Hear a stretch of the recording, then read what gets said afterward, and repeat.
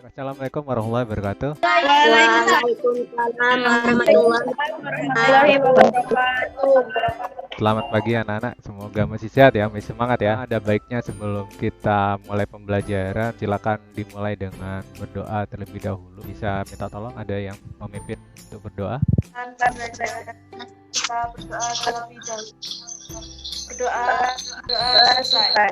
Terima kasih. Sebelum kita mulai, mungkin kita cek terlebih dahulu ya kehadiran atau absensinya dulu. Baik, nanti jangan lupa untuk mengisi presensi secara online ya di Google Classroom itu sudah ada. Jadi silakan untuk mengisi juga untuk kelengkapan administrasi. Kita coba mereview dari pertemuan sebelumnya. Ini akan kita bahas mengenai keseimbangan untuk FE3 Plus dan SCN Min menjadi FE SCN 2 Plus dalam sistem ini ya. Mungkin ada yang masih ingat kira-kira faktor apa yang mempengaruhi dari sistem keseimbangan ini kemarin? Saya. Ya, Dinda. Seingat saya, faktor yang mempengaruhi perubahan arah kesetimbangan pada sistem tersebut adalah konsentrasi. Apabila konsentrasi reaksi Fe3+G atau SCN-min, maka reaksi akan bergeser ke kanan menuju produk FeSCN2+, sehingga warnanya menjadi merah darah. Sedangkan jika konsentrasi produk FeSCN2+ ditambah, maka kesetimbangan bergeser ke kiri atau ke arah reaksi menghasilkan warna jingga. Bagus.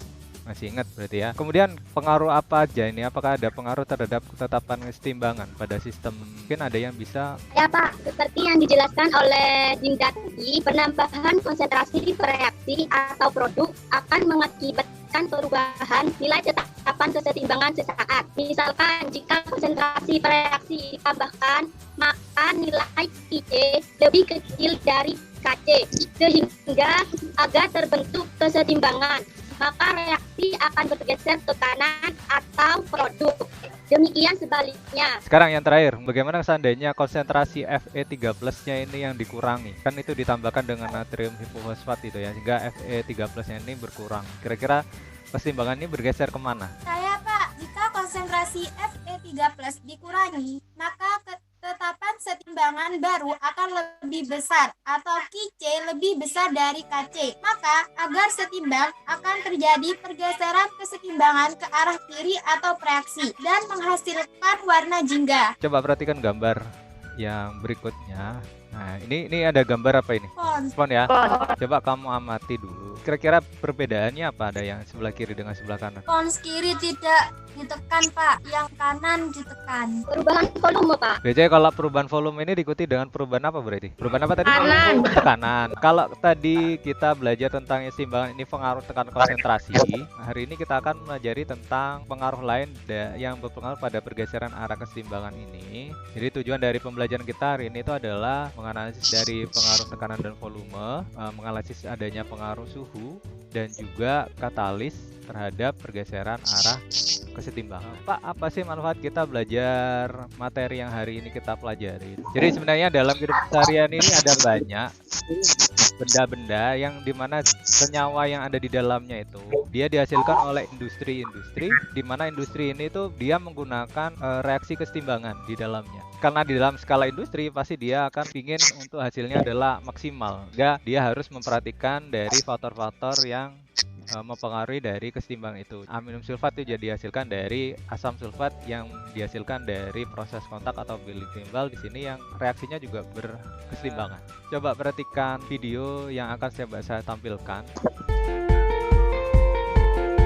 Faktor yang mempengaruhi kesetimbangan adalah suhu. Gambar ini adalah suatu sistem eksoterm, yaitu pembentukan NH3 akan berkurang dan reaksi kesetimbangan akan bergeser ke arah koefisien yang kecil. Dalam hal ini, koefisien reaktan adalah 4 dan koefisien produk adalah 2. Karena koefisien produk lebih kecil daripada koefisien reaktan, maka reaksi kesetimbangan akan bergeser ke arah produk. Ketika kalian melihat dari video tadi, kemudian mendengar mengenai kata-kata faktor yang mempengaruhi pergeseran arah keseimbangan kimia, kira-kira muncul pertanyaan apa saja ya? Mungkin kalian bisa kemukakan dari video-video tadi. Faktor apa lagi yang bisa mempengaruhi pergeseran arah keseimbangan selain konsentrasi? Ketika faktor-faktor tersebut diberikan pada suatu kesetimbangan, Apa yang diakibatkan oleh pengaruh tersebut? Apakah ada pengaruh faktor-faktor tersebut pada tetapan kesetimbangan baru? Untuk menjawab dari pertanyaan yang kalian ajukan tadi, kalian bisa melihat di Google Classroom kita, itu sudah ada LKPD, ada Banajar, kemudian ada animasi juga yang kalian bisa gunakan untuk menjawab pertanyaan-pertanyaan yang kalian ajukan tadi. Jadi kalian nantinya buat ringkasan-ringkasannya. Nah, untuk memahami dari konsep-konsep ini juga, kalian juga melakukan diskusi dengan teman-teman kalian nanti. Kemudian juga di situ di bagian LKPD-nya, di sini ada beberapa link YouTube yang kalian bisa gunakan. Silakan berdiskusi dengan anggota kelompok kalian. Kemarin kan kita sudah bagikan kelompoknya ya? Ya, Pak. Nah, kalian berkomunikasi dengan teman-teman ya, dengan gunakan Google Classroom-nya atau gunakan WA Group. Silakan diakses link tayangan videonya di situ. Kemudian ada juga beberapa animasi-animasi yang kalian bisa kemarin kita sudah share di dalam Google Classroom dan di WA-nya. Jadi kalau ada kesulitan-kesulitan, silakan kalian bisa bertanya pada saya. Jangan lupa untuk mencatat referensi yang kalian gunakan untuk diskusi. Sebenarnya bisa kalian gunakan di internet, boleh, buku-buku juga boleh, atau sumber-sumber lainnya yang kalian bisa gunakan untuk menjawab dari pertanyaan-pertanyaan di situ. Nanti LKPD-nya itu nanti kita akan tagih. Mungkin ada pertanyaan dulu sebelum kita diskusi. Pak, izin bertanya. Untuk membahas faktor tekanan, apakah dipisah atau dijadikan satu dengan volume? Di video animasi proses pembuatan amonia tidak ada volume, hanya tekanan dan suhu. Nah, ini kan animasi yang pembuatan amonianya. Di sini kan ada temperaturnya berapa. Ini kalian bisa utak-atik dari temperaturnya, kemudian tekanannya juga sama. Nah, di sini memang tidak ada volumenya, tapi volume itu kan berbanding terbalik dengan tekanannya. Jadi ketika kalian proses animasinya, nanti di sini akan muncul berapa jumlah amonia yang dihasilkan sesuai dengan pengaturan suhu dan temperatur. Ini ya temperatur sama tekanannya. Nah, jadi kalian harus mencari yang mana yang suhu dengan tekanan ini yang paling optimal untuk menghasilkan dari amonianya. Jadi tekanan dengan volume itu kan berbanding terbaliknya. Jadi kira-kira ini jadikan satu apa dipisah lebih baiknya? Jadi lebih baik dijadikan satu saja, Pak ya? Boleh, jadikan satu, boleh dipisah juga ada apa-apa, tapi lebih baik digabung saja ya. Jangan lupa kalian buat bahan presentasinya ya. Bahan presentasi boleh berupa peta konsep, boleh bisa berupa PowerPoint, boleh, ataupun cara-cara yang kalian bisa gunakan untuk presentasi, kemudian dibagikan di Google Classroom-nya ya. Silakan, mungkin ada yang mau mempresentasikan dari hasil diskusinya dengan teman-teman ya. Selamat pagi, kami dari kelompok 2 akan mempresentasikan hasil diskusi kami mengenai faktor-faktor yang mempengaruhi pergeseran arah kesetimbangan.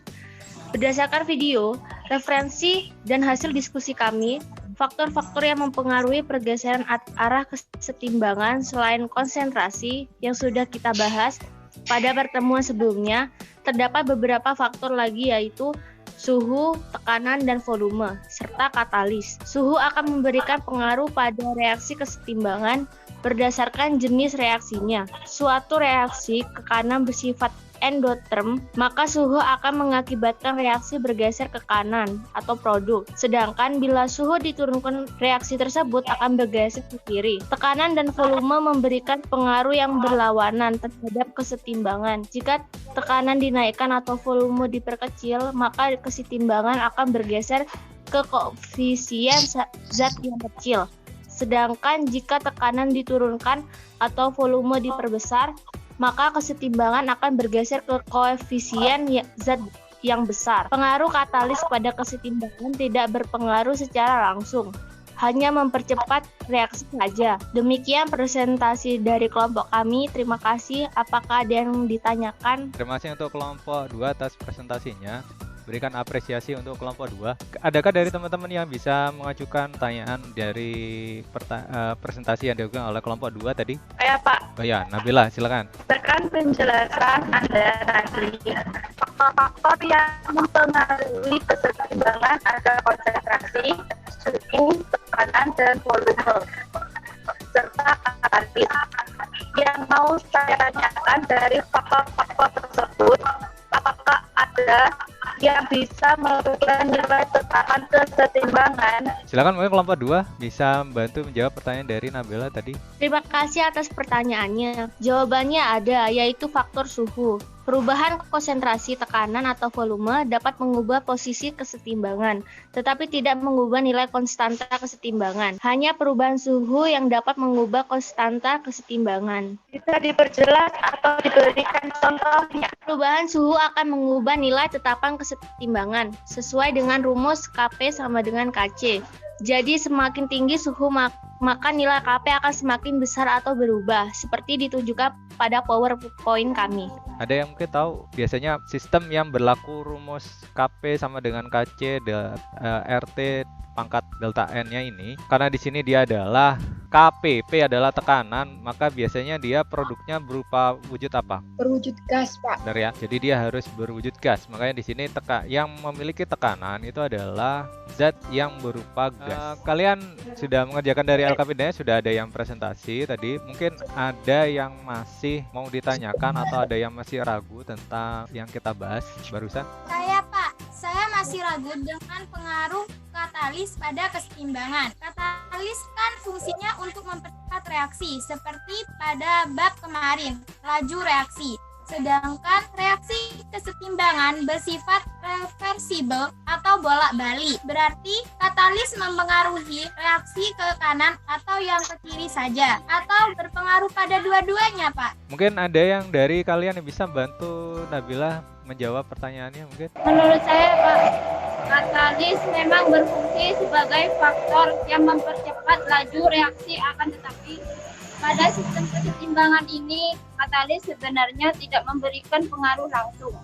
Hanya saja katalis bisa mempercepat terbentuknya kesetimbangan. Seperti yang katakan tadi bahwa kesetimbangan bersifat reversibel, maka semakin cepat terbentuknya produk, maka akan semakin cepat juga reaksi baik akan terjadi sampai terbentuknya kesetimbangan. Kadang-kala kesetimbangan itu terbentuknya ada beberapa reaksi itu yang lama sekali itu ya terbentuk dari kesetimbangannya. Makanya agar terbentuknya cepat kesetimbangan itu, maka laju reaksinya ke kanan itu juga harus dipercepat dengan menggunakan katalis. Nah, kalau semakin laju ke kanan itu akan semakin cepat terbentuk produknya, maka produk juga akan semakin cepat tuh kembali lagi membentuk kesetimbangan hingga dia bergeser ke kiri. Jadi itu gimana Nabila, mungkin ada sudah jelas? Sudah, Pak, terima kasih. Untuk memantapkan materi yang kita pelajari hari ini, jadi di dalam Google Classroom-nya ini sudah ada kuis di akhir ya. Ini ada kuis, silakan kalian bisa mengerjakan dari kuisnya. Di sini ada beberapa pertanyaan yang kalian harus jawab mengenai materi yang kita pelajari. Jadi saya beri waktu kurang lebih sekitar 10 menit nantinya, silakan kalian coba untuk mengerjakan dari kuis ini. Peroleh nilai 100 dari 90 ada 80. Ya, yang lainnya bisa lebih semangat agar bisa nantinya hasilnya bagus dan di atas KKM. Saya berikan sedikit pemantapan dari materi yang kita pelajari hari ini. Tadi kita sudah bahas mengenai pergeseran arah kesetimbangan. Di situ kalau kemarin kita sudah bahas mengenai perubahan konsentrasi atau pengaruh konsentrasi pada kesetimbangan, kita kan sudah bahas mengenai faktor tekanan, volume, suhu, dan katalis. Perubahan tekanan itu akan mempengaruhi dari perubahan volume juga, karena tekanan dan volume kan berbanding terbalik. Pada suatu sistem kesetimbangan, kalau tekanannya diperbesar, maka dia akan lari atau bergeser ke konsentrasi zat yang memiliki koefisien yang kecil. Jadi kalau yang ini, yang N2O4 ini koefisiennya 1, yang NO2 ini koefisiennya 2. Jadi kalau seandainya tekanannya diperbesar atau volumenya diperkecil, maka dia akan bergeser ke koefisien yang kecil, yaitu N2O4. Penambahan katalis itu tidak mempengaruhi secara langsung dari kesetimbangan. Jadi dia hanya mempercepat terbentuknya kesetimbangan. Dari hasil sisi kalian tadi, ada yang mungkin bisa membantu menyimpulkan dari pertemuan materi kita hari ini? Dari materi yang kita bahas tadi, kesimpulan yang bisa diambil adalah 1. Faktor yang mempengaruhi pergeseran arah kesetimbangan antara lain konsentrasi, suhu, tekanan, dan volume. 2. Faktor suhu dapat merubah nilai tetapan kesetimbangan dan terjadi pada sistem kesetimbangan dengan wujud gas. 3.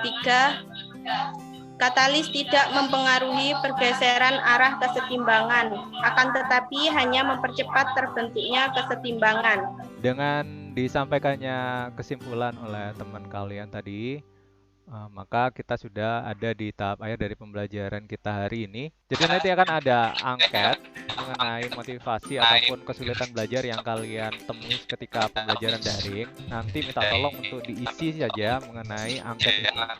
Untuk pertemuan selanjutnya kita akan bahas mengenai bagaimana faktor-faktor yang mempengaruhi pergeseran arah keseimbangan ini itu dalam skala industri. Sebelum kita tutup pembelajaran hari ini, mari kita baca hamdalah bersama-sama. Alhamdulillah.